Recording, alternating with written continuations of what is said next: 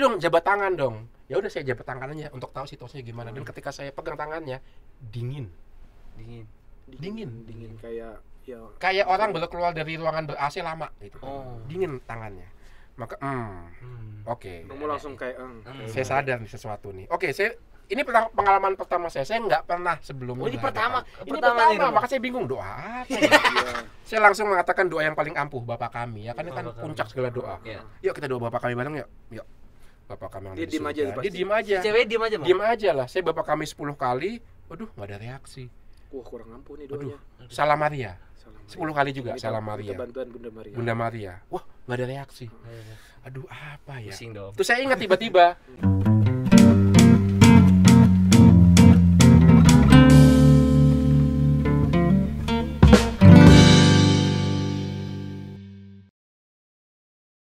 Halo sahabat-sahabat perjalanan, kembali lagi di podcast Sahabat Seperjalanan, podcastnya para imam dan frater-frater Projo Jakarta.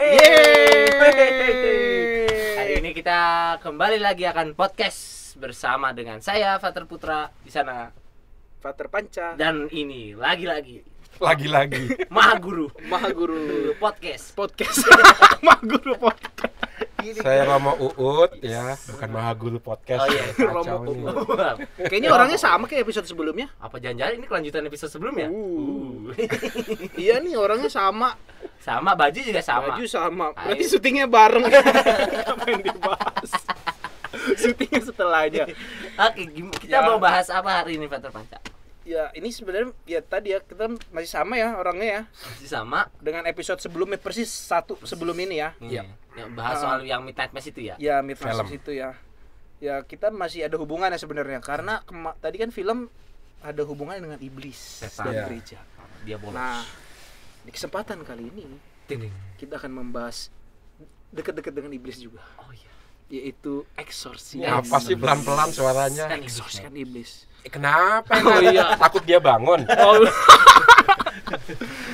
Jadi kita bicara eksorsis rumah. Tapi daripada masuk ngomongin setan mulu nanti kita biar lebih rileks saya punya tebak-tebakan. Saya juga. Coba Anda dulu. Saya punya tebak-tebakan. Yang jawab Romo Uut.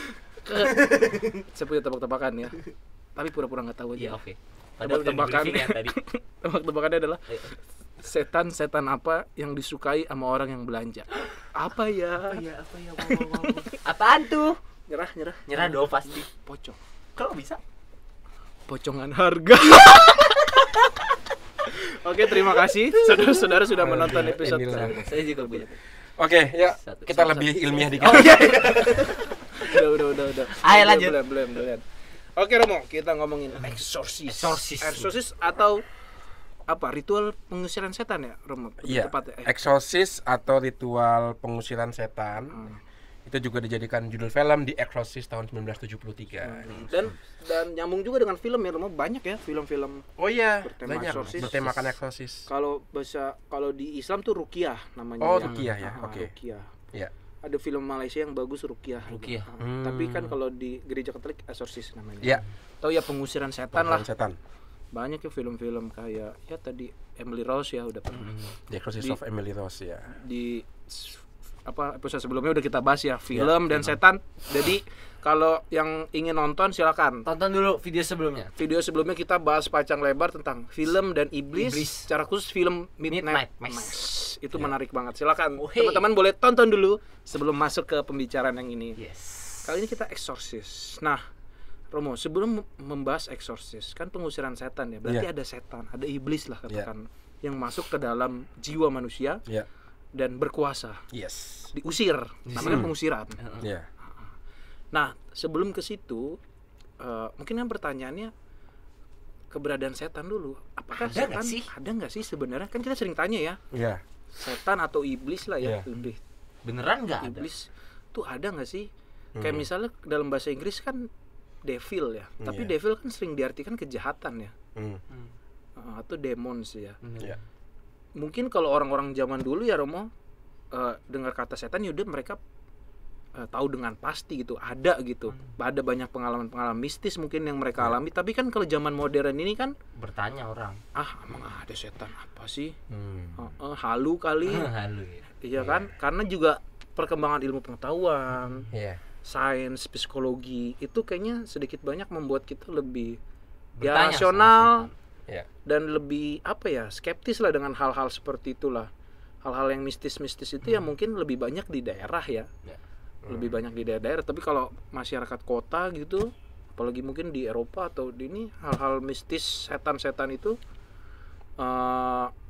udah banyak dilupakan ya. Bukan dilupakan ya, tapi udah nggak ada gitu setan-setan mah. Aja lah gitu. Ya hanya ada di film-film aja lah. Tapi gimana kita? Bener aja. Apalagi secara khusus gereja Katolik ya. Apakah kita membuang saja gagasan tentang setan bahwa kita bisa menggantikannya dengan misalnya yaitu gangguan psikologi atau itu gejala alam yang mungkin belum kita pahami, atau setan ini atau iblis ini atau roh jahat ini benar-benar ada, Romo? Itu gimana kita memahami, Romo? Iya. Sekilas sambil memandang wajahnya Avatar Panca gitu ya. Saya yakin setan itu Putra. Panca sebelah sini ya. Sambil memandang wajah Vater Putra, Romo yakin kalau saya setan itu ada. Enggak memandang Vater Putra itu kan masa depan gereja ya. Makanya harus dibekali dengan pengetahuan yang cukup tentang hal ini juga ya. Betul. Karena kalau Vater Putra misalnya sebagai calon imam tidak meyakini bahwa setan itu ada. Itu hanya metafora dan seterusnya. Justru itu yang diharapkan setan. Itu malah berbahaya. Malah berbahaya bahwa akhirnya dunia tidak percaya saya ada, maka saya bisa lebih bebas. Ya, itu. Tapi kalau kita melihat ajaran gereja, sebelum masuk ke ajaran gereja deh, saya ingin menanggapi apa yang dikatakan Frater Panca tadi terkait di dunia modern sudah tidak ada lagi kepercayaan akan seperti itu. Saya baca fakta aja. Begini. Udah siapin. Udah siap. Siap loh. Begini. Di Perancis itu permintaan untuk eksorsisme itu meningkat. Dari tahun ke tahun. Belakangan ini sejak tahun 2000-an. Grafiknya naik permintaan eksorsisme. Perancis ya, negara yang sangat laicite, maksudnya sangat sekular, sangat benci dalam tanda kutip ya, anti hierarki, anti gereja Katolik. Tapi permintaan eksorsis meningkat. Wow. Fakta ini data. Itu data ya. Maka tidak heran di tahun 2005 Vatikan menanggapinya dengan mengadakan kursus eksorsis secara resmi di Universitas Kepausan Regina Apostolorum. Itu Roma, di Roma. Jadi ada satu kampus milik Kepausan namanya Regina Apostolorum. Maka pertanyaannya kenapa diadakan tahun 2005? Pasti mau menanggapi sesuatu ya kan? Ya salah satunya gejala meningkatnya permintaan eksorsis.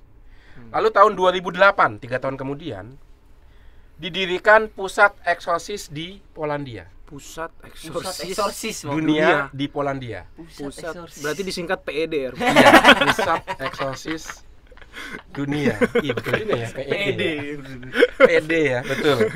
Tahun 2008. 2014 berdiri Asosiasi Eksorsis Internasional. Dan diterima sebagai bagian dari organisasi kepausan. Oh, resmi berarti ya, Romo? Bukan hanya orang maksudnya yang paham terus dia bikin aja gitu. Itu resmi masuk dalam kongregasi para klerus. Ini menariknya karena resminya ini ya, Romo? Resminya. Jadi apa yang mau ditanggapi? Artinya dunia barat ternyata makin membutuhkan ini. Jadi yang pernyataan bahwa semakin intelektual, semakin saintif, kemajuan pengetahuan bisa menghapus hal-hal seperti itu, tidak juga. Itu meningkat dan dengan data yang saya katakan tadi mau mengatakan ternyata ada kebutuhan akan eksorsis, maka dibuatlah tadi lembaga-lembaga yang supaya resmi, sistematis dan tidak sembarangan, tidak salah-salah ya. Dengan kata lain, rupanya yang namanya setan, iblis itu seolah-olah dilupakan tetapi tetap menggelisahkan. Dasarnya adalah kegelisahan atas pertanyaan yang sudah kita bahas di video sebelumnya ya, mengapa ada kejahatan? Pertanyaan dasar manusianya ya. Mengapa ada kejahatan? Maka ada dengan namanya misteri kejahatan. Misteri malu sebagai sebuah misteri. Maka kejahatan nggak bisa dituntaskan dengan ngasih makan, perbaikan ekonomi, nggak cukup di situ. Nggak cukup. Tapi itu tetap penting, tapi nggak cukup. Itu fisiknya. Nggak cukup, itu fisik ya. Karena kejahatan lebih dalam lagi masuk ke dalam hati kita. Keren banget sih. Buat saya. Kan guru kamu. Oh iya benar. Ini dia. Makanya kita sebut dia Maha Guru Podcast. Teman-teman kita juluki sekarang ya, Romaud Maha Guru Podcast. Yeay. Kacau nih dua kata saya nih. Gitu ya. Jadi kepercayaan ada akan setan itu ternyata nggak hilang ya. Seolah-olah hilang, dilawan tapi enggak. Makin naik komentar-komentar eksorsis. Dan gereja sendiri mengatakan setan sebagai sebuah kekuatan itu ada karena dia ada di balik misteri kejahatan. Itu. Maka setan adalah personifikasi dari misteri kejahatan yang memang nggak bisa diulas secara tuntas ya, nggak bisa dijelaskan. Tentu itu tidak sebanding dengan misteri lain, yaitu misteri kasih. Iya. Misteri kasih jauh lebih besar daripada misteri kejahatan. Maka hati-hati ketika kita ngomongin setan, pusatnya bukan setan, pusatnya adalah Tuhan. Memang agak tipis ya, Tuhan sama hantu kan dekat ya. Tuhan. Nah, itu dia. Tuhan. Nah, agak dekat ya. Maka kalau kita ngomong soal setan, ingat itu hanya periferi atau marginal, pinggiran. Pusatnya adalah Tuhan, Allah Tritunggal. Nah itu. Karena Allah Tritunggal itu adalah penguasa baik misteri kasih karena dia adalah kasih dan misteri kejahatan. Dia tetap di tangan Tuhan itu semua. Maka seperti kita bahas dalam video sebelumnya tonton dulu. Penting nih sebelumnya. Maka ya jangan bolos ya. Lihat yang sebelumnya. Jangan bolos podcast. Ya, itu ada kan kata Satan itu kan muncul di kitab apa? Ayub. Kok tahu? Tahu dong. Dan setan itu kan dikatakan bagian dari anggota dari sidang. Iya, anak-anak Allah. Anak-anak Allah kan. Maka tetap setan itu ada di bawah kuasa Allah. Hati-hati dengan pandangan lain yang mengatakan setan sama Allah kekuatannya sama. Dan dia saling bertentangan, beradu. Oh, itu pandangan salah, Romo. Itu pandangan yang salah. Ya ngapain Tuhan bersaing sama setan? Udah pasti menang. Gak level. Ciptakan sama Tuhan loh. Setan itu kan dikatakan tadi kan ya, salah satu ciptaan Tuhan sendiri. Oh gitu. Nah, itu ciptaan Tuhan. Ya iyalah, maka dia kan disebut tadi anak-anak Tuhan di kitab Ayub. Tugasnya adalah menguji bangsa Israel dan menuntut Israel kalau dia salah. Nah, itu tugasnya setan tuh, menguji Israel dengan banyak penderitaan dan kemudian menuntut kalau Israel itu salah. Jadi maka disebut the accuser, penuntut. Satan itu artinya penuntut. Setan bahasa Ibrani-nya, Romo. Ya, penuntut dia dalam bahasa Ibrani. Paham sih itu. Maka Yesus itu disebut pembela ya kan? Iya. Yesus disebut pembela. Siapa yang membela kita di hadapan Tuhan? Yesus. Kalau kita dekat dengan Yesus, kita dibela habis. Kita mengikuti keajaran-ajaran dia, hidup seperti dia. Wah, kita dapat pembelaan yang luar biasa ya. Maka entah makanya kita disebut pengadilan ya, Romo, hari pengadilan. Hari pengadilan atau penghakiman. Maka ada setannya itu. Setan bakal nuntut. Nih orang nih kan misalnya nih kita datang nih. Terus ada setan nuntut. Nih orang pernah gini. Terus Yesus bela kita dong. Oh iya dong. Yesus di belakang enggak. Dia ya walaupun pernah berdosa tapi dia dekat dengan saya. Ya, saya sudah mati bagi dia. Saya sudah mati dia. Saya sudah mati bagi dia dan dia juga sudah berusaha untuk betul. Maka bisa kalah itu setan. Keren banget bener, Romo. Baru tahu ya? Iya, saya. Gimana sih? Kamu tuh kayak penonton bukan kayak pembicara. Kamu tuh host. Kenapa kamu terkesima? Iya. Kan enggak ada di briefing, Mbak. Jadi begitu ya. Jadi setan itu ngerti saya. Mari kita keluar dari apa namanya pandangan mistik, pandangan yang enggak. Setan itu dalam tradisi biblis adalah penuntut. Nah, Yesus membela kita ya. Maka setan kemudian perannya itu ada di bawah Allah sendiri ya. Nah itu. Dan itu sebabnya juga mengapa Roh Kudus disebut roh penghibur ya kan? Karena dia menghibur kita, dia ya seperti Yesus juga dia membela kita di hadapan tuntutan-tuntutan itu. Maka ketika kita membaca ngomong tentang setan, ingat pusatnya bukan setan itu sendiri tapi Allah Tritunggal. Maka tempatkanlah setan itu dalam yang namanya sebuah sejarah karya penyelamatan. Wah gitu. Jadi jangan fokus pada setannya. Ya, jadi itu tetap kita sadari ada, tapi ada yang lebih besar lagi. Ada yang lebih besar. Fokus kita adalah ke Allah Tritunggal itu sendiri. Tanpa mengabaikan itu ya, tetap ada. Karena Yesus juga digodai oleh setan kok di padang gurun dia kan. Jadi itu pun masuk dalam perbendaharaan kita. Dalam perumpamaan kan juga disebut ya, si diabolos itu ya atau roh jahat itu ya. Misalnya perumpamaan benih yang ditaburkan. Ada benih yang jatuh ke jalan-jalanan kan. Dia nggak berakar, maka dimakan sama burung. Lambang apa itu burung? Burung gagak. Enggak, burung gagak nggak makan benih. Burung gagak makan daging. Iya, Begitu. Ya begitulah. Maka setan itu masuk dalam perbendaharaan iman kita tapi bukan pusat. Begitu. Kalau cerita klasiknya kan bahwa iblis itu adalah sebenarnya malaikat. Oh iya. Terus dia jatuh. Iya. Itu benar kamu. Iya. Hubungannya dong. Yesus sendiri kan juga mengatakan begitu ya. Aku sudah melihat roh jahat jatuh seperti bintang ya kan dari langit ya. Itu diambil dari kitab Nabi Yesaya sebenarnya. Jadi Nabi Yesaya mengatakan begitu. Bintang timur itu jatuh. Bintang timur kan lambang Lucifer ya. Iya, itu lambang Lucifer dalam bahasa Latin. Fajar yang kan membawa terang ya kan. Dia tampil seolah-olah dia fajar, tapi dia bukan fajar. Nah, sebenarnya menipu. Itu masuk dalam mitologi bangsa Kanaan. Namanya dewa Atar. Yaitu bintang timur yang kita ketahui sebenarnya namanya planet Venus kan. Sebelum matahari terbit kan planet Venus kelihatan di timur. Kita pikir dia matahari. Iya, bintang timur. Nah, itu dalam mitologi Kanaan namanya dewa Atar, tapi dalam kaitannya dengan Yesaya tadi sebenarnya itu mau menggambarkan Nebukadnezar. Seorang raja yang begitu hebat, begitu berkuasa tapi jatuh. Maka Yesaya mengambil mitologi Kanaan itu, bintang timur telah jatuh, sebenarnya mau mengatakan raja Nebukadnezar telah jatuh karena dikalahkan oleh kerajaan Persia. Tetapi itu dibaca secara harafiah oleh Origenes yang tidak tahu mitologi Kanaan, lalu mengatakan bintang timur itu adalah Lucifer tadi. Oh, Origenes ini yang bapak gereja itu. Bapak gereja dia nggak tahu mitologi Kanaan setelah Yesus ya. Dia nggak tahu mitologi Kanaan, maka dia mengidentikan bintang timur dalam Yesaya dengan setan yang namanya Lucifer. Awal mulanya di situ. Padahal metafora bintang fajar itu sebenarnya awalnya sangat realistis ya. Sangat realistis karena terkait dengan raja Nebukadnezar yang jatuh karena Persia. Origenes bapak gereja menghubungkan bintang timur itu dengan kitab Wahyu. Oh iya tuh, Wahyu kan banyak. Iya, malaikat-malaikat pembangkang dibuang dari surga oleh Mikael gitu kan. Dihubungkanlah bintang timur, malaikat jatuh, Lucifer yang kemudian jatuh karena kesombongannya.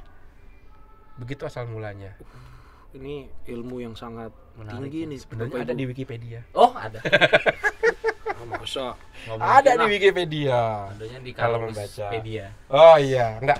Jadi teman-teman kalau sekarang kan kita sudah zaman internet ya, literasi gitu ya. Maka ketika ada satu tema tertentu, cari literasinya di Google dan pasti itu selalu banyak sih. Itu banyak sekali itu ya. Asal mau baca, maka biasakan membaca.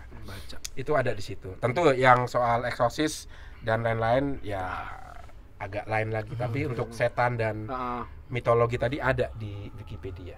Oke. Ya, begitu.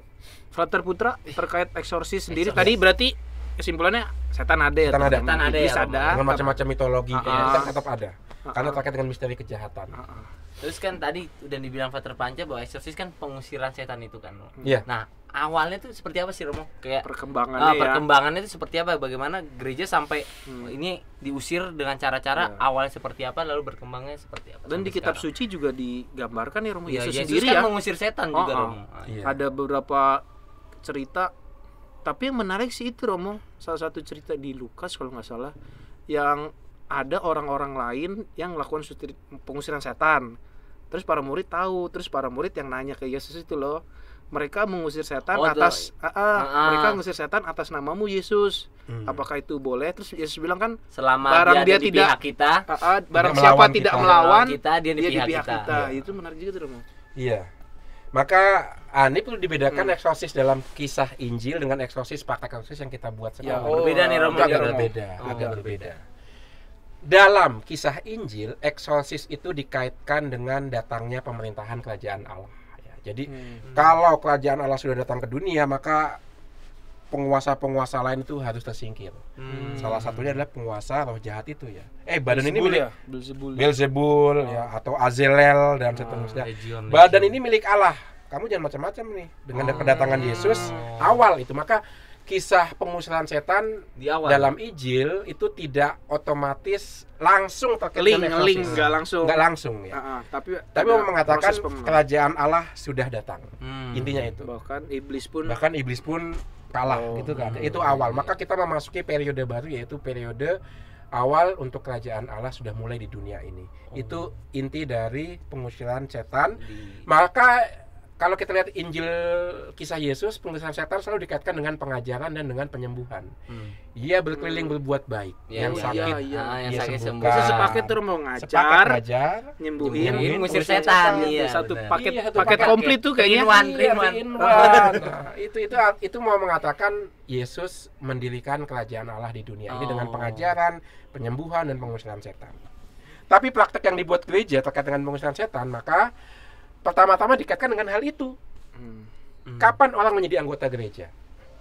Ketika dibaptis. Maka pengusiran setan pertama dikaitkan dengan pembaptisan. Itu hubungannya. Seperti halnya dulu Yesus mendatangkan kerajaan Allah ke dunia, maka sekarang gereja meneruskan itu dengan cara pembaptis. Maka eksorsis dikaitkan dengan membaptis. Itu sudah ada sejak abad ke-3 dalam Traditio Apostolica. Dokumen itu ya. Dokumennya Hippolytus itu. Hippolytus. Hippolytus. Origenes, Hippolytus, Bapak gereja. Irenaeus, Bapak gereja. Teman-teman kalau cari aja di internet ada ya. Ada itu. Irenaeus ya. Irenaeus, Hippolytus, maka cari Hippolytus. Silakan search Hippolytus. Bukan Hippotatamus. Itu beda lagi. Kuda Nil dong. Ini Hippolytus. Ya, maka Hippolytus dalam Traditio Apostolica memberikan kesaksian bagaimana eksorsis dikaitkan dengan pembaptisan. Maka bukan pengusiran orang kerasukan diusir, enggak, tapi pembaptisan ya. Maka jadi pertama-tama artinya mirip ya Romo, awal-awal ya. Iya. Antara eksorsis dan pembaptisan itu bagian dari ritus pembaptisan. Jadi begini, saya baca dalam Traditio Apostolica, setiap katekumen atau calon baptis itu pertama, setiap pagi selama masa Prapaskah itu akan didoakan. Setiap pagi selama masa Prapaskah yang ini. Eksorsis diadakan eksorsis pra pembaptisan. Jadi didoakan oleh katekis. Nah itu.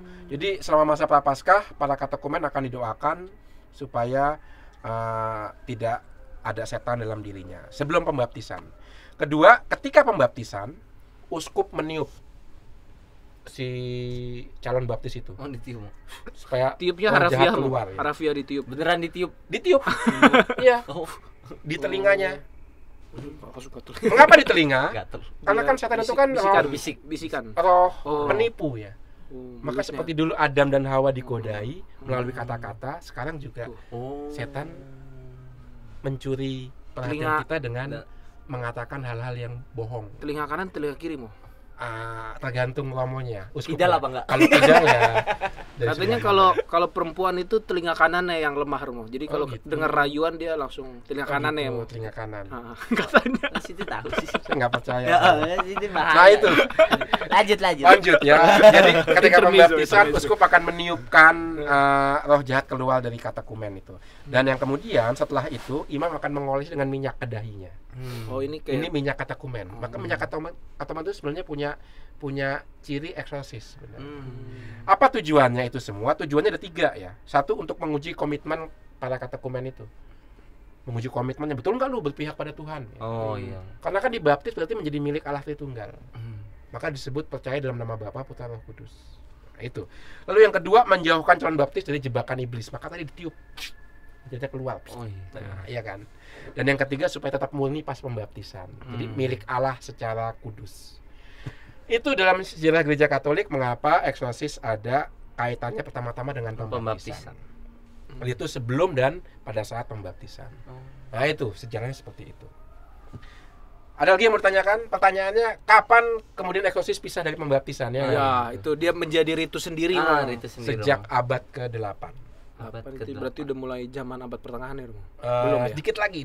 Itu masa transisi itu, 8. Ada apa itu, Romo? Ada apa? Coba abad ke-8. Pikir-pikir ada apa? Lama juga ya abad ke-8. Iya.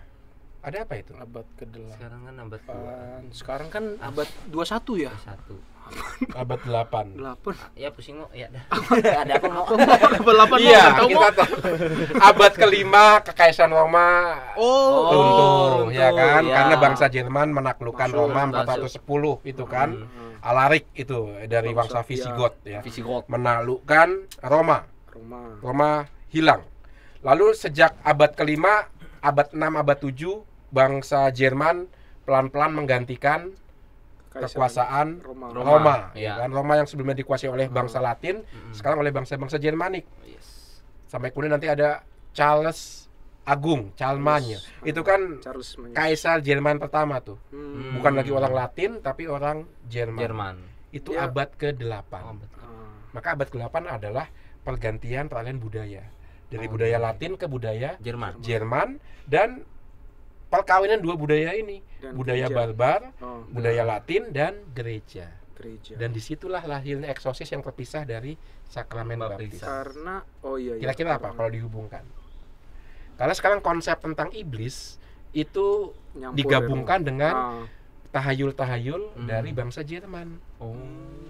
Masuk tahayul ya Romo. Iya, masuk sesuatu yang iblis itu yang berkuasa di udara ya kan, yang bisa memasuki kita. Itu mirip dengan orang Jawa sebenarnya. Visualisasinya muncul juga ya. Hal yang tidak ada dalam Injil, tidak ada dalam kitab suci, ya kan? Betul.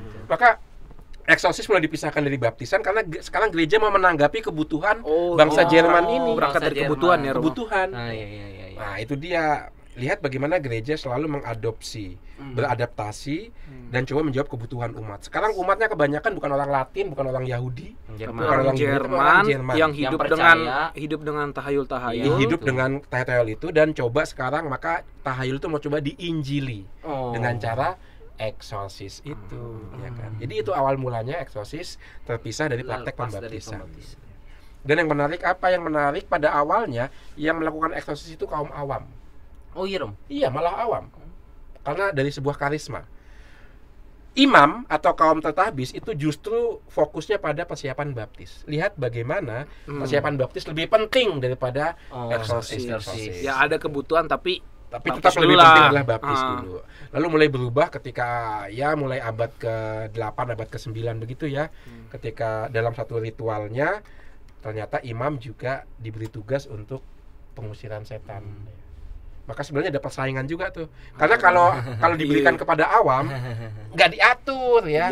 Maksudnya kan kalau berdasarkan karisma saja kan jadinya bukan berantakan ya, tapi lebih nggak sistematis lah. Nggak sistematis, nggak terorganisir. Maka bagaimana caranya? Ya udah diberikan kepada kaum tertabis. Nanti kan lebih mudah diatur oleh uskup.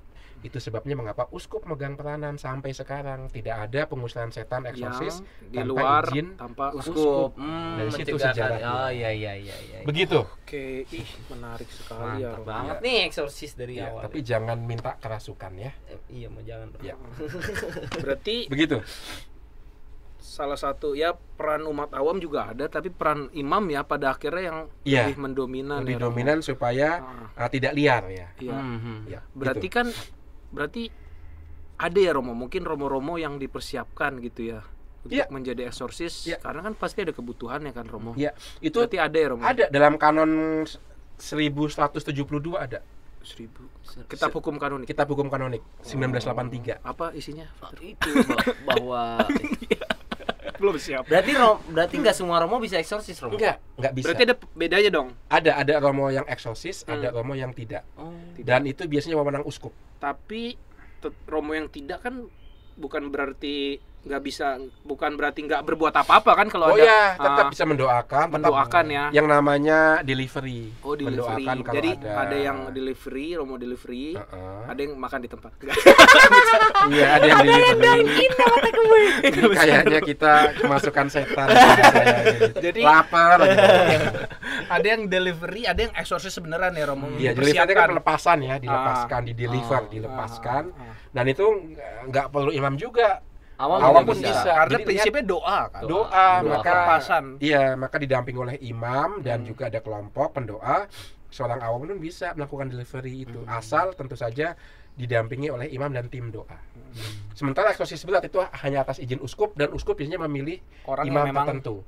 Kriterianya ini berdasarkan Umum Kanonik 1172. Ini kriteria imam yang eksorsis. Iya. Izin hanya diberikan kepada imam yang satu saleh. Saleh artinya apa? Saleh itu Ya, suci gitu lah. suci, rajin berdoa. Rajin berdoa ya, Punya punya hidup doa yang kuat. doa yang kuat, disiplin, itu saleh yang pertama. Yang kedua, berpengetahuan. Saleh aja nggak cukup. Artinya pengetahuan. kepalanya diisi juga. Ada isi, tahu ajaran gereja, tahu bagaimana ilmu, sejarahnya, pengetahuan sosial dan seterusnya. Pengetahuan. Yang tiga, bijaksana. Apa artinya bijaksana? Ya, Wise. pilihan-pilihan. Bahasa Inggrisnya doang. Artinya mempertimbangkan banyak hal gitu ya. bijaksana, pertimbangan banyak hal, tahu hal-hal praktis juga yang harus diambil pada momen ini apa. Oh iya. Dan juga bijaksana juga dalam arti tidak mengumbar ya. Karena kan ini bukan suatu yang harus diceritakan. Itu juga masuk kebijaksanaan kan ya. Itu kemarin tuh sih. Jadi sensasi nggak? Jadi sensasi itu masuk kebijaksanaan juga kan. Ya, jadi apalagi tadi saleh, berpengetahuan, bijaksana, dan yang terakhir hidupnya utuh, artinya seimbang. Seimbang. Tidak hanya rohaninya tapi badan juga kuat. Secara fisik juga kuat ya, Karena main fisik juga ya, Romo. Main fisik juga. juga. Iya, maka kalau di film-film kan lihat sampai terbang-terbang. Iya, berantem ya kan. Jadi saleh, berpengetahuan, bijaksana, dan seimbang. Utuh hidupnya. Utuh maksudnya. Dan itu semua saya lihat benihnya dalam diri Frater Putra. Iya, Romo. Iya ya. Romo, Frater Putra, Saleh udah. Saleh sudah, ya kan? Lagi. Berpengetahuan sudah. Ini baru tadi dikasih tahu kan.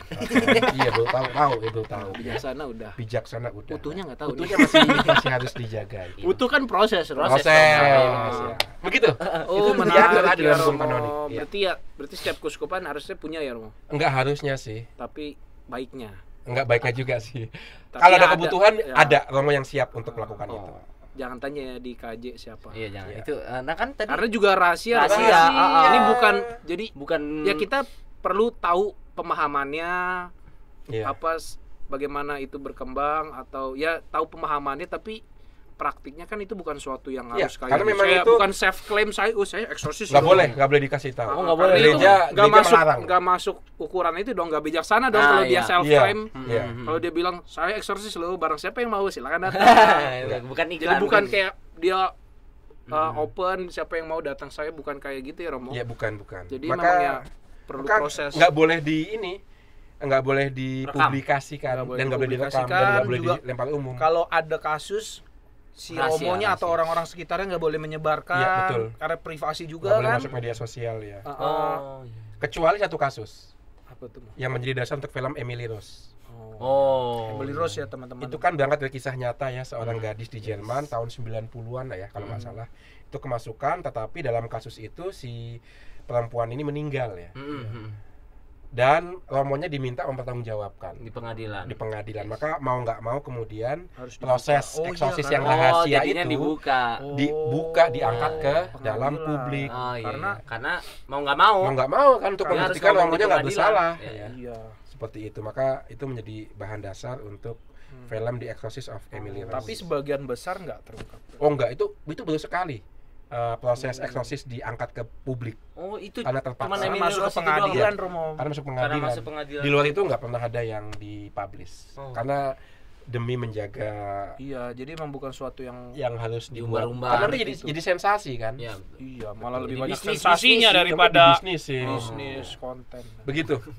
Konten eksorsis gitu. Iya, jangan proyek konten eksorsis. Ngapain? Ayo lanjut. Oke. Ada lagi Romo yang mau di Frater Putra, ada pertanyaan terkait film-film yang praktik gitu. Iya, Romo. Jadi kan kita banyak film ya. Banyak film soal eksorsis ini ya. Iya.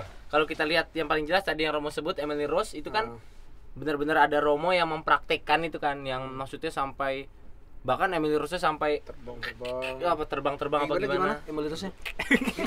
Nah, itu sebenarnya beneran gak sih, Mo? Iya, Romo. Beneran di film kayak gitu sama nggak? kejadian, maksudnya praktek aslinya di Iya. film itu menggambarkan secara real atau ya namanya film gitu. Iya, Apa lebay doang? sebagian besar ya. Sebagian Saya besar bisa ya. mengatakan 70-80% Iya. ritualnya seperti itu. Berarti doa gitu. Doa dan kebanyakan kan doa kan. Iya, doa. Kalau saya lihat di film-film kan biasanya kayak Romonya itu senjatanya doa-doa. Ya. Nah, Salib. si iblis ini biasanya mulutnya tuh senjatanya tuh. Memang mengucapkan kebohongan. Dia lagi di eksorsis tiba-tiba dia jadi sosok aslinya lagi. Iya.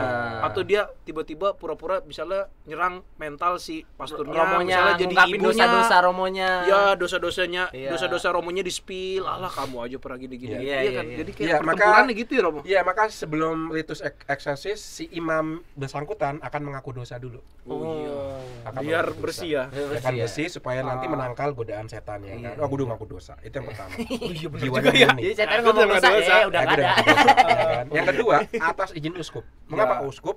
Uskup kan pemimpin gereja. Maka kalau atas nama uskup sudah diberikan kepada imam, Berarti berarti atas nama gereja. di belakang imam itu ada doa seluruh gereja. Oh, mendoakan si Iya. Mendoakan yang yang kerasukan ini. kerasukan. Itu lihat, maka Berarti iblis lawan seluruh gereja itu. iya pasti kalah kan. Kalah Ya, dong. itu dia. Ya sih, keren banget. Nah, jadi kurang lebih seperti itu. Maka ada gambaran yang cukup ini ya. detail juga dan Jadi cukup, kalau mau cukup tahu tentang eksorsis ya nonton film aja. exact. Nonton film di Nggak Exorcist usah tahun- cari-cari siapa. Ya, tahun 1973 itu yang klasik dan itu yang untuk saya Penggambarannya menarik. menggambarkan cukup detail dan cukup menarik ya tahun 73. Karena tidak hanya umbar kesalaman tapi juga kita melihat di situ Ada ada nilainya, pesannya, ada pesan. nilainya ya.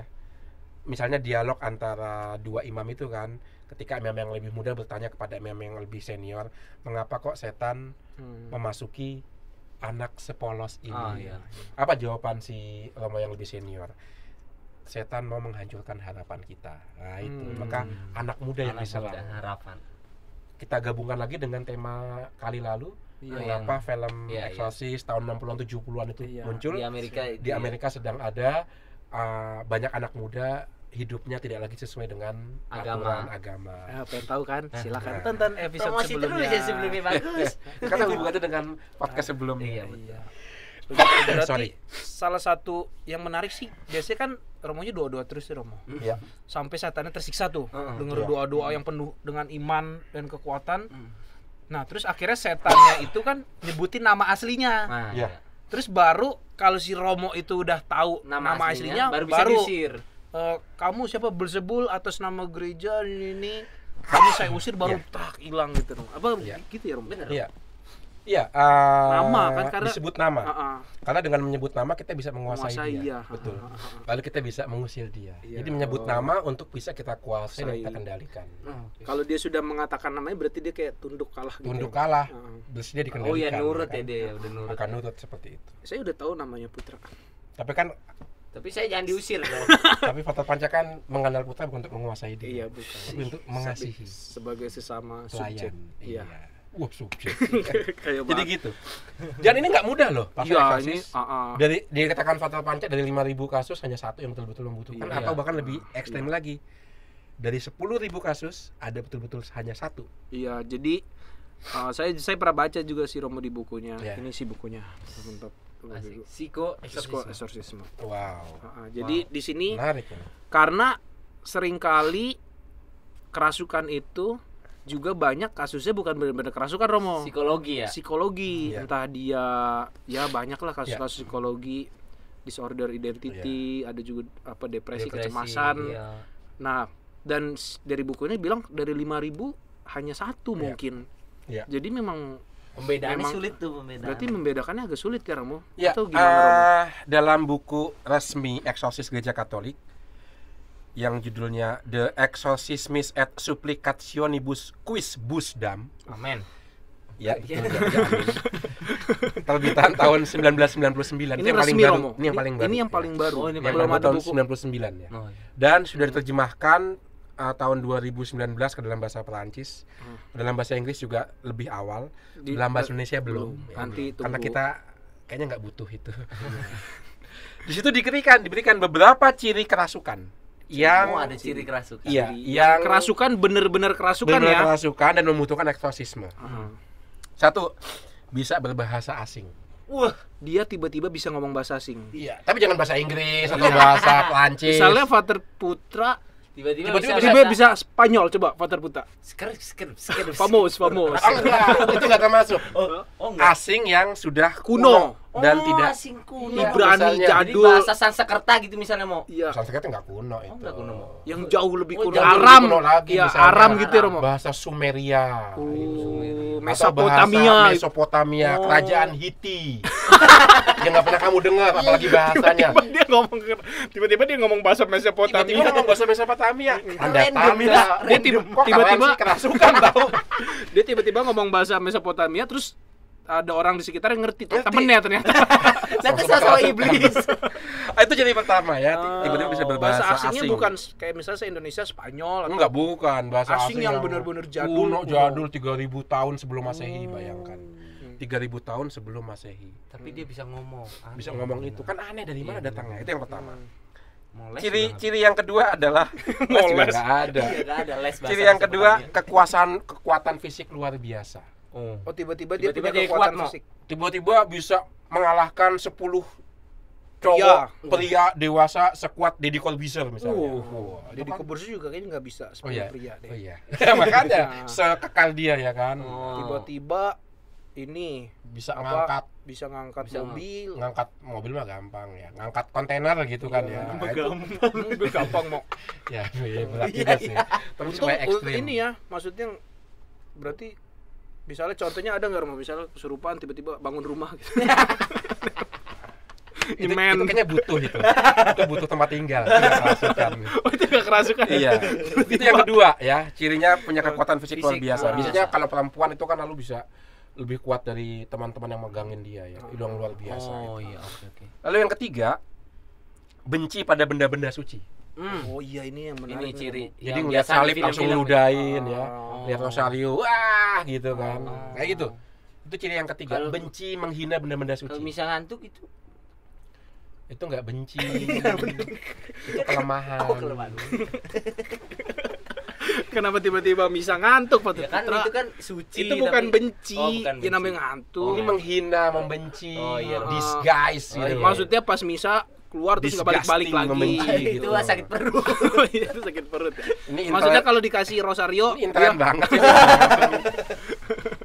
Dan yang berikutnya adalah pengetahuan akan hal-hal yang tersembunyi. Tadi dosanya Romo tahu gitu kan. Kayak gitu-gitu loh. Oh, saya tahu kamu, saya tahu dosamu Romo. Ayo, tahu hal-hal kayak gitu. Itu dari setan datangnya. Maka hati-hati dengan pengetahuan akan hal-hal ini. Jangan langsung mengatakan ini datang dari Allah ya. Setan pun bisa seperti itu ya. Nah itu, kalau hal-hal ini ada, maka kemungkinan besar ini perlu eksorsis besar ya, eksorsis yang serius. berarti ya. ini serius ya. Ah. Setannya serius ya. Delivery aja nggak cukup gitu, Romo. Nggak cukup delivery aja dengan hal-hal tadi. Itu resmi ada di bukunya. Berarti kalau setan yang ngomong bahasa Sunda belum ya? Belum. Aing teh mau. Aing teh mau belum berarti. Belum, itu mah kecil, itu saya juga bisa belajar ya. Kan? Iya kan. Wilujeng Sumping. Ya, itu juga saya tahu itu. Itu kan saya nggak mesti kerasukan kan. Itu. Oke. Jadi ada kriterianya dan itu diatur oleh Gereja Katolik. Iya, berarti emang ya sedikit juga ya kasus yang kayak gini. Kasusnya Romo. sedikit ya, sangat sedikit. Sangat sedikit. Tambahan tahun 2018, salah satu keuskupan di Inggris itu bekerja sama dengan Institut Psikologi ya. Untuk meneliti itu. Untuk meneliti, enggak untuk meneliti tapi untuk membantu. Dan ternyata efeknya luar biasa.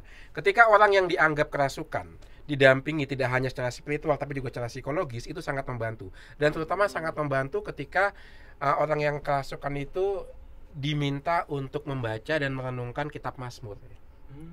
Teliti punya teliti, ternyata kitab Mazmur itu kan ungkapan hati yang paling dalam dari pemazmur. Maka ketika orang membaca kitab Mazmur, dia bisa menemukan katarsisnya. Jadi masalah dia, kegelisahan dia itu terungkap melalui Mazmur. Ingat podcast sebelumnya ya. Katarsis ya kan, bagaimana seni adalah katarsis. itu membantu kita untuk mengenal gejolak batin kita, menguras emosi-emosi. penguras, dan kemudian dengan bantuan seni terpancing keluar. Mazmur sangat membantu. Maka betul yang dikatakan Fatal Pancak tadi, tidak cukup hanya pendekatan rohani tapi juga ada pendekatan psikologis. Kitab Mazmur menjadi titik temu. Psikologis ada, rohani ada. Dan nggak harus bertentangan ya, maksudnya. Oh, enggak. Karena kalau di film Emily Rose itu kan bertentangan itu. Oh iya, Romo sama psikolognya. Ya kan? Saya yang benar, psikologis yang benar. Dia dia sakit psikologis, tapi Romonya enggak. Ini ada. Iya. Ya karena memang manusia sangat kompleks ya, Romo ya. Oh iya, sangat rumit kompleks, lah. Rumit tuh. Bukan hanya masalah psikologis, tapi ada spiritualnya juga. Oh iya, maka disebut cita Allah, misteri kan manusia itu sebenarnya. Ini kan tadi udah teorinya nih Romo. Iya nih. Ajarannya prakteknya. Iya nih. Ini boleh sharing nggak Romo? Saya nggak pernah eksorsis. Nggak pernah eksorsis. Tapi delivery pernah. Mendoakan orang pernah. Pengalaman Romo, pernah nggak pengalaman? Walaupun nggak harus yang kayak film-film gitu. Layang-layang ya, nggak. Mungkin jarang juga ya. Ya, ada satu kisah ketika saya masih sebagai imam muda. Wih, imam muda sekarang sekarang sudah cukup uzur ya. Salah masih muda Romo. Masih kuat. Walaupun tidak sekuat yang kemasukan tadi. Iya, ketika saya masih bertugas di paroki, saya nggak perlu menyebut namanya, paroki mana ya. Karena rahasia juga. Rahasia kan. Tapi ini delivery bukan eksorsis, bisa saya ceritakan. Di satu sore seperti biasa saya bacaan rohani di ruang kerja saya. Lalu tiba-tiba ada suara motor berhenti di depan pastoran dan sekretariat mengatakan Romo ini teman SMP-nya Romo ngakunya bersama seorang perempuan datang minta ketemu Romo. Oke, silahkan. Lalu masuk. Oh betul teman SMP saya. Dan saya kenal betul karena teman yang unik. Unik biasanya bandel. Iya. Dan dia senyum-senyum ketemu saya gitu. Halo Ut gitu. Nggak manggil Romo lagi manggil Ut gitu. Si akrab tuh. Ini. Teman SMP. Kalau dia bandel dan akrab dengan saya, berarti saya juga aneh. Unik banget. Nah, dia Ut. Tolongin dong Ut. Ya, kenapa? Ini nih apa namanya sepupu saya katanya. Lalu saya melihat orangnya datang juga Romo. Iya, dia bawa sepupunya orang. perempuan. Oh, yang perempuan itu. Perempuan. Naik motor dibawa. Kesurupan. Iya. Agak berbahaya. Tapi ya. Dia lalu lintas ya. Dia agak mukanya sadar apa orang. Oh, tapi enggak tertunduk. Enggak liar gitu. Oh, enggak liar tapi gitu lebih kalem ya. Dari fisiknya udah kelihatan ada something wrong gitu ya. Something wrong tahu ya? Tahu dong. Iya. Saya bisa bahasa asing berarti. Oke, iya. Itu ini ada yang salah nih ya kan dengan si sepupunya teman saya itu. Oke, masuk. Dan betul. Ketika dia memperkenalkan ini Romo loh, dia nggak ada reaksi perempuannya ini. Diem. Oh, diam aja Romo. Dong jabat tangan dong. Ya udah saya jabat tangannya untuk tahu situasinya gimana. Dan ketika saya pegang tangannya dingin kayak orang baru keluar dari ruangan ber-AC lama gitu. Dingin tangannya. Maka oke. Kamu langsung kayak saya sadar nih sesuatu nih. Oke, ini pengalaman pertama saya nggak pernah sebelumnya. Ini pertama, maka saya bingung doa apa ya? Saya langsung mengatakan doa yang paling ampuh Bapa kami ya kan ini kan puncak segala doa. Yuk kita doa Bapa kami bareng yuk. Bapa kami yang dia diem aja. Dia diem aja. Cewek diem aja lah. Saya Bapa kami 10 kali. Waduh, nggak ada reaksi. Wah, kurang ampuh nih doanya. Salam Maria. 10 kali juga Salam Maria. Bantuan Bunda Maria. Wah, nggak ada reaksi. Aduh, apa ya?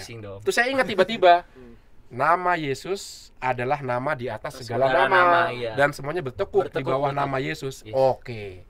Langsung saya ingat doa nama Yesus, ya kan? Yesus kau andalanku. Saya sebutkan Yesus kau andalanku. Wah, reaksi. Oh, langsung dong. Wah, dia langsung matanya kebuka. Menyalak matanya. Kok mata menyalak sih? Menyalak kan? Menyalak. Saya bingung. Matanya terbelalak. Oh iya, terbelalak. Sorry, menyalak dong. Ini bahasa asing, jangan-jangan ya. Matanya terbelalak, lalu tiba-tiba muntah. Definisi muntah. Dari mulutnya keluar sesuatu, tapi nggak ada yang keluar. Tapi dia gitu doang. Tapi nggak keluar. Nggak keluar apa-apa. Tapi yang ada adalah ruang kantor saya yang ber-AC dan tertutup. Panas. Nggak panas, bau bangkai. Betul. Sebelumnya enggak. Tapi ketika dia muntah, iya pasti kerasa ya perubahan baunya itu. Ada perubahan pasti dong. Yesus kau andalanku kedua kali muntah lagi. Tapi nggak ada apa-apa lagi. Makin menyengat baunya. Dan yang ketiga muntah lagi makin kuat dan dia kemudian setelah muntah yang ketiga kali dia langsung lemas. Tiba-tiba sadar, tiba-tiba ngelihat saya terus bertanya kepada teman saya itu saudaranya. Bang, siapa tuh? Berarti dari tadi dia ngeliat saya dong. Oh, dia tadi nggak sadar Nggak sadar kalau saya ada di depan dia. Berarti ada sesuatu yang menutup matanya dia. Seperti 2 menit dari Emmaus tertutup matanya. Terselubung gitu kan. Dia tiba-tiba gitu sadar langsung, Mas, Bang, kalau Bang Batak nih. Bang, itu siapa itu? Bang? Nah, itu Romo Uut. Oh, terus senyum-senyum gitu kan. Terus dia normal lagi. Normal lagi. Mukanya langsung beda. Beda senyum gitu kok. Ya normal lagi. Teman SMP Romo itu dia ceritain nggak kenapa nanti. Tiba-tiba? Iya nanti. Terus saya ajak kenalan dong. Oh iya. Saya Uut. Ya. Tangannya. Saya ini. Udah dingin. Saya pegang tangannya hangat. Normal lah, nggak sedingin itu. sih. Maksudnya perubahan fisik itu kan maksudnya yang paling terasa kan, yang ya bisa kita tangkap kan. Kita tangkap perubahan fisik dan bau bangkainya itu. Maka saya ini bau nih, buka pintu dong. Buka pintu terus mbak-mbaknya itu saya suruh keluar dulu, saya mau ngobrol dulu sama, boleh ya keluar sebentar ya? Iya saya nunggu di motor. Oke. Terus saya cerita kenapa begitu. Rupanya katanya dia itu jam 6 sore itu lewat satu rumah yang kosong. Dan menurut cerita kampung, rumah kosong ini dulu yang punya itu bunuh diri. Oh, ada penghuni. Ada penghuninya. Ada yang punya. Dan sebelum datang ke saya sudah didoakan juga oleh banyak orang. Doakan oleh pemimpin agama-agama lainnya. Sudah sembuh tapi kambuh lagi gitu loh. Berarti udah berapa kali seperti itu? Pada hari yang sama udah beberapa kali didoakan. Iya. Oh, dengan didoain juga. Tapi hanya hari itu aja kan? Hanya hari itu aja. Lalu kambuh lagi, doain lagi, kambuh lagi. Terus terakhir ya ke saya doakan begitu, sembuh. Terus saya bilang jaga, jangan lewat rumah itu lagi gitu. Terus akhirnya memang saya dapat kabar 3 hari kemudian dia nggak mau lagi tinggal di Jakarta, dia kembali ke kampung. Karena punya pengalaman seperti itu. Bisa jadi secara psikologis dia rindu kampung, kosong pikirannya, masuk. hatinya kangen sama kampung. Lewat rumah yang kosong juga. Ketemu lah, lalu seperti itu. Tapi yang saya heran yang nggak bisa saya jawab sampai sekarang, bau bangkainya itu dari mana datangnya.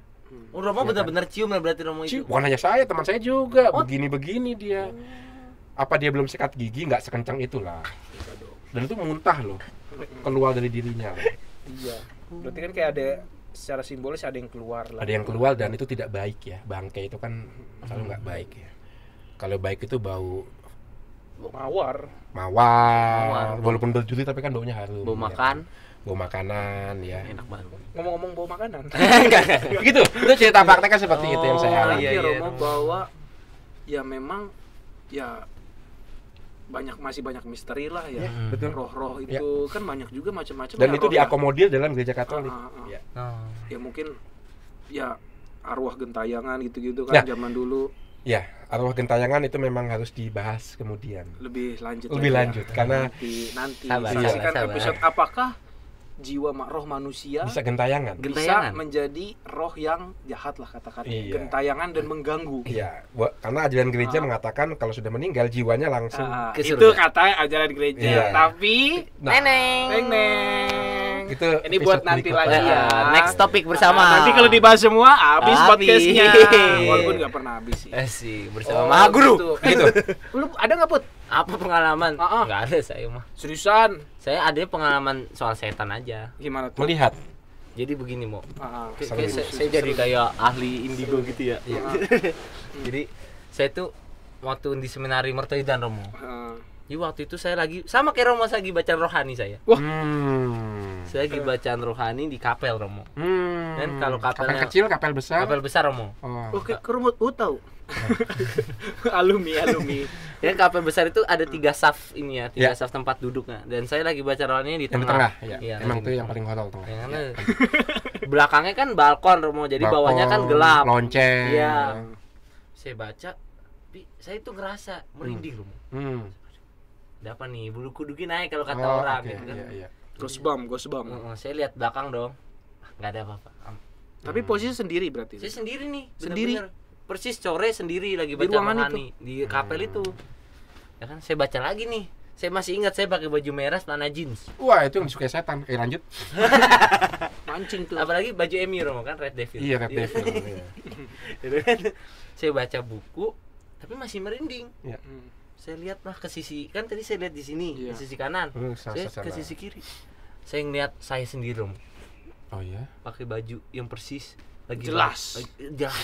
Sejelas itu. Itu ilusi itu ya. Sejelas itu Romo, bener-bener kayak wah, lagi baca rohani atau ngeliat kamu? Dia lagi bacaan rohani, Romo. Jadi kamu melihat kamu lagi bacaan rohani. Yes.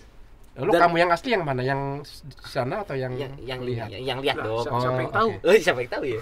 Ya, tapi persis posisinya dan itu wah, saya senang dong. Saya kaget dong. Senang. Takut dong, Mo. Kan lagi sendiri nih. Tiba-tiba saya ngeliat saya. Kan aneh gitu loh. Terus saya langsung kan lari. Iya, saya langsung lari. Itu couple saya tinggalin aja, nyala lampunya, pintunya kebuka karena saya udah takutan ya. Iya. Menarik itu. Menarik. Sebenarnya ada iya. Padahal enggak yang menjadi itu padahal di couple, Romo. Mungkin itu bukan setan, bukan hanya itu sebuah pesan atau penampakan. Mungkin ya. ada psikologi kali ya. Iya, kamu bisa keluar dari diri kamu sendiri. Enggak dong. Tapi di pojok ya, bukan di tengah. Oh, itu ada makna simbolisnya tuh. Kamu terpojok. Iya. Kok jadi saya udah. Tapi posisinya perasa beberapa hari itu lagi ada masa atau enggak lagi kayak gitu. Ya. Oke. Dan itu ya maksudnya itu kan salah satu pengalaman saya dan kalau di Mertoyudan itu kan sejelas emang, itu ya. Iya, sejelas ya. itu. Kalau Mertoyudan juga banyak teman-teman bahkan juga kerap yang ngelihat yang kayak gitu-gitu yang muncul-muncul. Ya memang. Nah, itu berarti kan emang beneran suasananya. Iya, suasana dan berarti dengan lihat itu emang beneran kalau saya mengaku ya emang bener ada yang namanya setan itu gitu. Iya. Oke. Oh, menarik ya pengalaman ngeliat diri sendiri ya. Iya. Semakin percaya kan pemirsa saya Walaupun nanti jangan arahnya ke sana tapi arahnya adalah makna yang lebih besar lagi ya, yang lebih luas lagi yaitu kita memang bertarung dengan segala hal yang menghambat berdirinya kerajaan Allah. Arahnya pertarungan kosmis ya. Pertarungan kosmis dan spiritual. Karena setan kalau mau mengalahkan dan menggoda kita tidak dengan cara yang seperti itu ya, tapi cara yang lebih halus ya kan. Kekuasaan, popularitas, kekayaan atau lebih jadi setan juga ya. Iya, setan banyak cara lah. Iya. Mereka pinter-pinter juga lah untuk menghasut kita walaupun Allah kuat tapi mereka punya cara. Makanya di situ ya situlah iman kita ya mau. Betul. Kalau saya sendiri sih belum pernah mau mengalami pengalaman horor ya. Nggak tahu ya. Saya nggak pernah sama sekali mau. Lihat belum. Enggak, jangan. Dengar. Iya, juga ya. Sampai kan beberapa kali ada yang bilang, ada yang katanya bisa bukain mata batin gitu-gitu, ya kan? Itu coba? Enggak. Oh, enggak coba. Enggak, katanya kalau alisnya dicukur habis. Iya, bisa. Alisnya dicukur habis mau katanya bisa ngelihat. Lah, sebelum dicukur emang nggak bisa ngelihat. Maksudnya bisa ngelihat hantu-hantu gitu katanya. Banyak lah ada praktek-praktek ke gunung mana, ke gunung. Saya cerita-cerita dengar, tapi pengalaman kesurupan pernah. Bukan saya maksudnya, saya ngelihat. Jadi waktu setelah lama sih Romo. Jadi itu lagi misa. Jadi ada satu kan kami kan sekolahnya di Budi Mulia kan Romo. Jadi ada satu anak Budi Mulia ini meninggal. Dia masih siswa meninggal. Terus adain misa di seminari. Kan Romo seminari kan. Nah, lagi misa nih Romo. Terus ada satu perempuan tiba-tiba kesurupan. Kesurupannya gimana?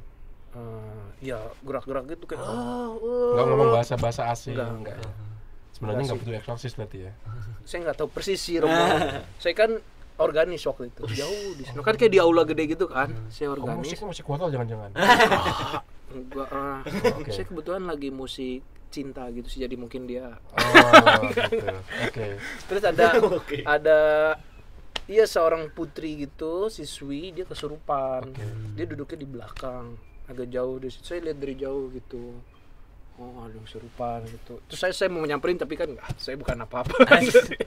Saya takut sendiri malah kamu ketularan. Iya.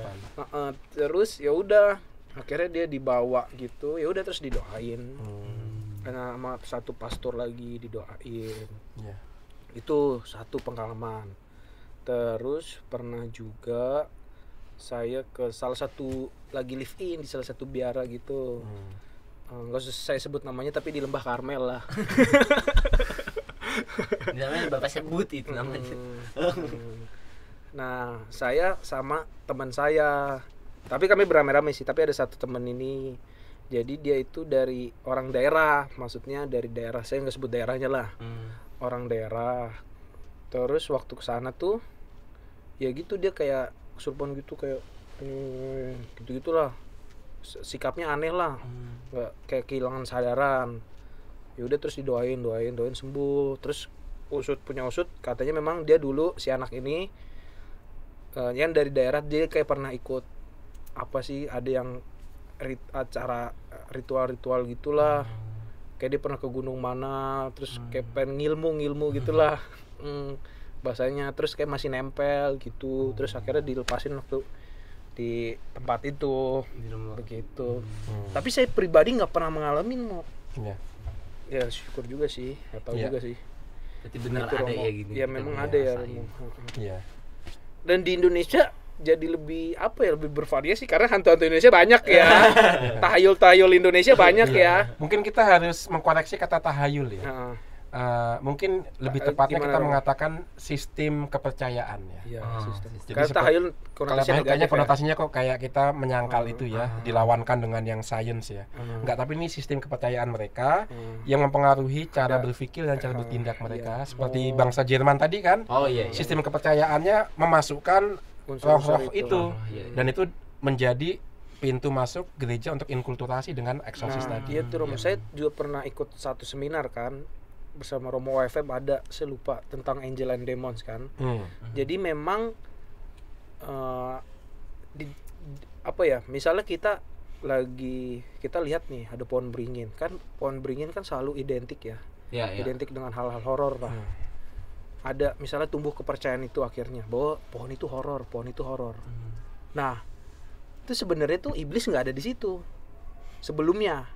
Tapi ketika kepercayaan itu tumbuh di masyarakat karena omongan, terus diceritakan satu lewat satu, mungkin juga ada pengalaman-pengalaman yang spontan di situ. Pas lewat situ dia ketibanan jatuh gitulah. Kepercayaan itu tumbuh terhadap pohon itu. Nah, kata saya lupa Romo siapa ya, dia emang ahli juga di bagian itu sih. Jadi, nah di dalam kepercayaan itulah baru iblis masuk. Gitu Romo. Dia bilangnya begitu sih. Jadi iblis yang benar-benar iblisnya masuk situ untuk semakin memperkuat karena kan mungkin itu bisa titik lemah juga ya dari manusia. Seperti itu Romo. Mantap sekali pembicaraan kita ya. Setan nggak habis-habis. Nggak ada habis-habis. Dan juga ngomongin Allah juga nggak habis-habis. Gitu. Kita sudah berapa menit ini? Sudah cukup lama ya kita berbincang-bincang. Nanti setannya kesenangan diomongin. GR nanti. Nanti yang men-subscribe juga setan. Enggak dong. Oke. Gitu. Ya, udah cukup lama kita berbicara. Yes. Mungkin ya seperti biasa, mungkin Romo closing statement. Oke, closing statement. Apa ya? Mungkin satu juga pertanyaan Romo untuk masuk ke closing statement akhirnya, bagaimana kita sebagai orang beriman ya. Tentu saja sudut pandang itu ya. Sebagai orang beriman memaknai itu gitu. Peristiwa eksorsis, misteri kejahatan gitu. Semuanya bisa kita lihat di bawah terang salib Tuhan. Akhirnya itu pusatnya ya. Bahwa di bawah terang salib Tuhan, kasih mengalahkan kebencian, pengampunan mengalahkan dendam, kebaikan mengalahkan kejahatan. Maka tidak ada lagi yang namanya kekuasaan gelap itu mengendalikan diri kita, asal kita dekat dengan yang tersalib, yang sudah membebaskan kita. Itu pusatnya sebagai orang beriman itu. Salib menerangi segalanya. Maka jangan lagi percaya pada kontrak nenek moyang kita dengan setan. Tidak, semua ikatan sudah lepas, sudah hancur. Kita sudah menjalin perjanjian dengan baru. Dengan salib Tuhan kita masuk dalam perjanjian yang baru. Kita suci perjanjian baru. Itu dia. Itu sih dari saya. Ya, intinya kegelapan akan sirna kalau kita mendekati cahaya sejati. Itu kurang lebih. Sekali lagi terima kasih banyak. Terima kasih semuanya juga untuk audiens yang melihat dan mendengar. Jangan bosan-bosan Romo untuk menjadi pengisi podcast, karena Romo Ut sekali lagi sudah menjadi Mahaguru Podcast. Kacau ini. Gitu. Ya seperti biasa, apa Put? Jangan lupa like, comment, subscribe, dan nyalain loncengnya. Teng. Ikuti Terima terus kasih ya. podcast Sahabat Seperjalanan. Salam Sahabat Seperjalanan. Bye-bye.